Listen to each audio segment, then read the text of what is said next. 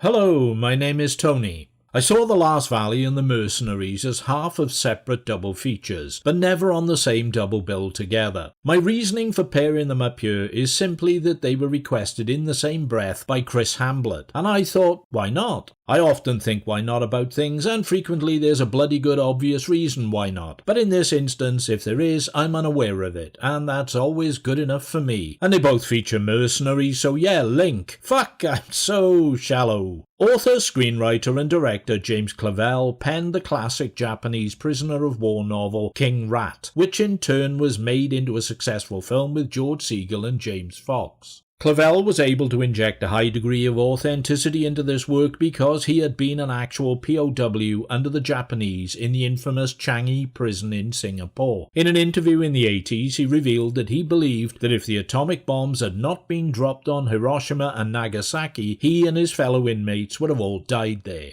He'd co-scripted some classic war movies, The Great Escape, 633 Squadron, and hit lucky with his third film as writer and director, To Serve With Love, which starred Sidney Poitier as a teacher in a tough yet terminally cliched and stereotyped London inner-city school. The movie was a big success and is considered a key 60s item. He directed 3 more movies, all box office failures. The final one was the appropriately titled The Last Valley in 1971, which lost just over $7 million. Clavell, somewhat disenchanted by his run of movie-making disasters, returned to writing novels and churned out some doorstop-proportioned best-selling blockbusters: Shogun, Noble House and Gai Jin. He kicked the bucket in 1994. Clavell's final big-screen directing gig, The Last Valley, is a curious entity. It's set during the 30 Years' War in Europe, some religious political conflict involving Germany which ran from 1618 to 1648. There haven't been that many movies about this period, place and events, and I think that's largely because no one gives a shit. I mean, Germany was traditionally at war with someone over something, usually to do with land, race, religion, sausages, hairstyles or equivalent. So what makes this one so interesting? Well, apart from it took 30 years to resolve, not fucking much. Anyway, Michael Caine is this German mercenary called the Captain. Caine has a crack at a German accent, which is about as successful as the Scottish one he rolled out for Kidnapped, released the same year. He sounds like Harry Palmer doing an impression of Hermann Göring. Put that to one side though.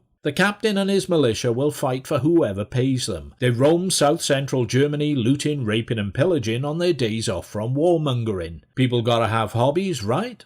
Vogel Omar Sharif is an enigmatic teacher-philosopher who finds himself on the run from the captain's force and blunders into a Lost Horizons sort of pastoral idyll, a valley sheltering a village that has remained untouched by the war. The captain and his men follow him there, and Vogel convinces the captain not to loot the village, but suggests occupying it and sitting out the winter, away from the fighting, plague and carnage that reigns outside. As the Germans were always very good at occupying places, the captain thinks this is a good idea and spares Vogel's life, keeping him on as a sort of strategic advisor. Striking an uneasy deal with the patriarchal village leader, Gruber Nigel Davenport, the captain and his men will protect the valley from military incursions in return for having the run of the place, or alternatively they'll pillage the village and kill everyone. So, what's it to be, Herr Gruber? I think we know the answer.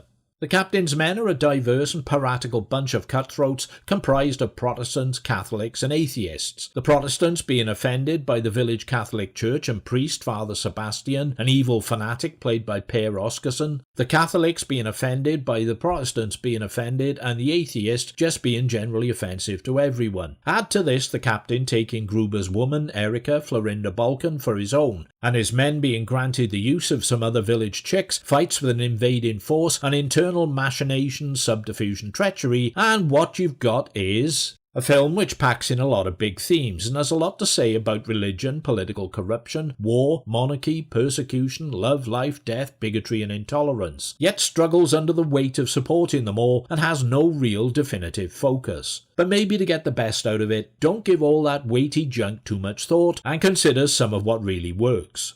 Kane, vacillating cartoon German accent aside, is genuine fun as the sardonic and blackly humorous captain, a hard-bitten and ruthless mercenary with a very faint streak of sentimentality, and I do mean very faint. He has an intriguing on-screen relationship with Omar Sharif, who gives a fine account in the role of Vogel, a wily, or as Kane would say, wily, yet damaged humanitarian on the run from the war and indeed life itself. Nigel Davenport keeps it resolutely English in the accent stakes as Gruber, probably wise. Per Oscarson is something of a pantomime villain, a bit overdone as the rabid religious ideologue, and a young Brian Blessed, who'd have thought there ever was such a thing, snarls mightily as the barbaric Korski. He's not around long as the captain runs him through with his spiky German helmet early on, and he falls dead with a perforated gut in a load of pig shit. Oh, and let's not forget Florinda Balkan, who? The lead female actress and Kane's love interest. She makes a nice raven-haired witchy woman temptress type. Clavel's writing and direction are both on the uneven side, seemingly uncertain about what type of film this is supposed to be. An action-adventure, historical critique, social drama, or existential treatise on a swathe of major subjects. It covers those bases with varying degrees of success, but loses itself along the way. Still, I am prepared to applaud him for aiming high, even if he does fall short. The Last Valley dares to be different, and is certainly distinctive in being just that. John Barry delivers a knockout score, by turns rousing, pounding, lyrical and evocative. It's one of his very best non-Bond works, perfectly enhancing the atmosphere. Proof positive, if needed, that Barry is one of the greatest movie composers ever to walk the earth. The Last Valley is visually striking to look upon. Cinematography by Norman Warwick and John Wilcox brings the stunning mountain vistas and bucolic green pastures vividly to life. Warwick mostly lensed horror films for Hammer and Amicus, and Wilcox wound up working on Craze and Shatter. Therefore, I imagine this must have been a creative high point for both men. I mean Shatter, for fuck's sake. Really should have gone to Specsavers. The term underrated is overused. Is underappreciated much different? Dunno, but for me it's applicable to The Last Valley. Although moderately well received in the UK when it was released, elsewhere it generated less trade than a hog roast in Jerusalem. Too obscure maybe, too ambitious, too much of an acquired taste. Personally, I always liked it. The battle scenes, the fights, the dramatic action, all brutally effective, and the notion of a secret Eden amid a sea of doom, death and chaos is an appealing and imaginative construct that serves the narrative well. For those unacquainted with it and open to something a bit less traditional in terms of a historical movie fix, it may be right up your alley, or valley.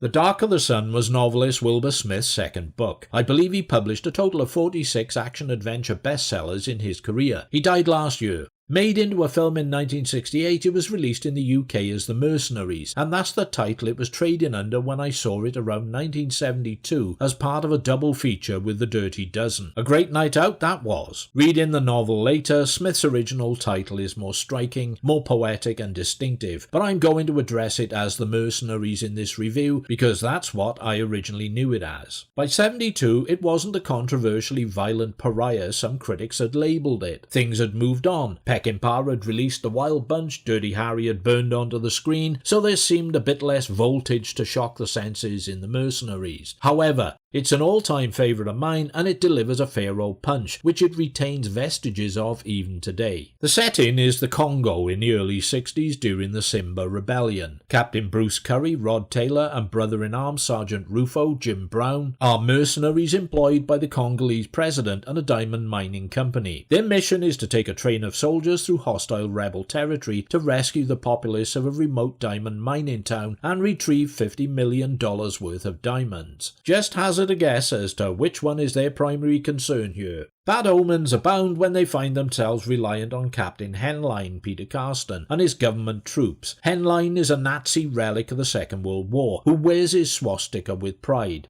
Literally. He's sleazy, arrogant, evil, perverted, and duplicitous. This does not bode well. Curry coerces a hopeless alcoholic medic, Dr. Reed, Kenneth Moore, into joining the team, with a promise of a crate of scotch and an attractive pay package. The ideal life preserver for such a venture, a drunk money grubber. Plus, on the way, they're supposed to pick up a mining employee, but when they get to the old homestead, the Simbas have slaughtered everyone except for Claire, Yvette Mimieux, who is traumatized to buggery as she watched her husband being butchered to pieces from from her hiding place in the basement. A UN fighter plane attacks the train despite assurances that the mercs would have a special dispensation to travel, and several of the troops are killed. When they reach the town, Curry finds that the vault where the diamonds are kept is on a timed release mechanism. They must wait it out for 3 hours whilst the Simbas are on their way and moving ever closer. Things go from bad to worse. As the Simbas swarm the town and the train moves out, the carriage housing the civilians is struck by a mortar shell, uncouples, and rolls back into the welcoming arms of the enemy, taking the diamonds with it. The main locomotive is wrecked, and Curry and the survivors are stranded on the outskirts. The plan is then adapted to retrieve the diamonds, steal transportation from the Simbas, and strike out for civilization. Simple, right? Well... The Mercenaries is a terrific film. Director Jack Cardiff, a cinematographer first and foremost, has a keen eye for the staging and capturing of action. He keeps things moving at a fair old lick and the adrenaline pumping. The cast are top notch and deliver some high level performances. The score by Jacques Louisier, French pianist, composer, jazz and classical fusion maestro, is nothing short of bloody marvellous. The piano motif is an addictive earworm. The script by Ranald McDougall and Adrian Spies is sharp, pacey and pleasingly infused with world-weary and thorny cynicism. And Edward Scaife's cinematography, supported by an uncredited Cardiff, is bright, colourful and vibrantly composed. Aussie actor Rod Taylor was a charismatic screen presence, equally at home with tough violent roles, light comedy or pulpy drama. He made his mark in The Time Machine, Hitchcock's The Birds, The VIPs and Young Cassidy. His performance here as a psychologically complex career soldier, teetering on the borderline between civility and savagery, is his finest screen work, magnetically watchable. Jim Brown, fresh from an eye-catching turn in The Dirty Dozen, lends great support as something of Curry's flip side. Rufo is a Congolese native fighting not for money but for his country. He's cool-headed, clear-minded and cleaves to more noble ideals, all things that Curry struggles with. If you want a villain to hate right out the gate, they don't come much more hateable than Peter Carston's Henline, a completely amoral psychopath who executes 2 innocent native children on the ludicrous premise they are Simbanese spies. He wants the diamonds for himself, and as the confrontations with Curry escalate, they build to a lethal climactic showdown of rare visceral power and consequence. There is an earlier sequence wherein Henline and Curry fight after Henline has made unwanted sexual advances to Claire. Henline is wielding a chainsaw. Curry gets the upper hand and tries to decapitate Henline by holding him on the train tracks and shouting for the driver to advance the locomotive a few feet in order to fix a problem. Rufo intervenes and saves Henline's life. This entire event is significant, as you'll come to understand later. Yvette Mimieux, who sadly passed away this year, is one of those drop-dead gorgeous actresses who specialised in portraying wounded, damaged souls or wide-eyed innocents. It's a thankless task being the token female in a predominantly male lineup, but she manages to represent herself at least halfway relevant to the narrative. Like, if she wasn't there, you would actually miss her presence. Finally, Kenneth More lends his usual touch of class as Dr. Reed. A boozy washout going nowhere, he finds purpose in helping a pregnant woman with a breech birth at a local Catholic mission. As the Simbas advance, he refuses to leave with Curry and the train, but remains with the priest and the nuns and the pregnant woman. They all get slaughtered for their pains. No good deed goes unpunished, as they say. Rufo and Curry, observing the aftermath of the massacre, have a brief existential debate about whether rediscovering inner decency and honour is worth your life. Rufo feels that Reed made the right call. Curry, however, begs to differ. And Kenneth More has excelled in this supporting role. There are some fine action sequences and moments of high tension. The nerve-shredding wait for the Diamond Vault timer to spring the door as the Simbas are bearing down on the train is a finely edited and executed example of turning the screws. When the carriage full of civilians disengages and slowly rolls back down the line, it's a heart-in-your-mouth moment, followed by that oh no vibe. The best though is the nail-biting sequence when Rufo impersonates a Simba and carries Curry's supposed dead body into the occupied town hotel to retrieve the diamonds and cause a diversion so that Henline and his men can steal the Simba vehicles. It's frantic, explosive, pulsating and viciously exciting. It is also part of a larger series of on-screen events that brought the film much criticism. Depictions of torture, mutilation and male rape caused some outrage, but in fairness the film provides only brief visual flashes of such activities rather than lingering over the gory details. Much is left to the imagination of the viewer. Maybe that's a more potent and effective strategy. The final confrontation between Curry and Henline was likewise frowned upon in polite circles. Curry returns to camp after arranging a fuel drop to find Henline has murdered Rufo because he mistakenly thought him in possession of the diamonds. Henline is heading downriver for the Ugandan border on a makeshift raft. Claire warns Curry not to kill Henline as it isn't what Rufo would have wanted. Incandescent with grief and rage, Curry pockets a large knife and replies, "Kill him, I'm gonna cut Henline's head off!" When he catches up with the murderous Nazi, there is a protracted and increasingly violent fight, culminating in Curry completely losing his shit and tipping headlong into absolute primal savagery. He stabs a prone Henline in the chest, and although we don't see what happens next, it's a fair bet that there's some separating of bonds from body taking place. Multiple metaphorical meanings for losing one's head here if you want them. On the journey back to civilization, Curry reflects on what he has done and what he has become. He tells Kataki, Bloke Modisani, now second in command, that he wishes to be taken into custody to await court-martial for Henline's murder. Kataki salutes him. Curry tells him, "You don't have to salute me." Kataki replies, "I know." Call it gratuitous, exploitative, sadistic, simplistic, base and ugly, anything you like. It won't make a blind bit of difference to me as I love this film. It's great. If you haven't, you should see it. If you have, you should see it again. That's all. Mucho gracias for your time and attention. If it pleases you to do so, hit like or don't like, leave a comment, or make the grand gesture of subscribing. Or if you choose to do none of these things, don't worry, you won't hurt my feelings. I don't have any. Mostly comfortably numb these days. For those of you who want more, there will be more. For those of you who don't, there will be more. Does it get more equitable than that?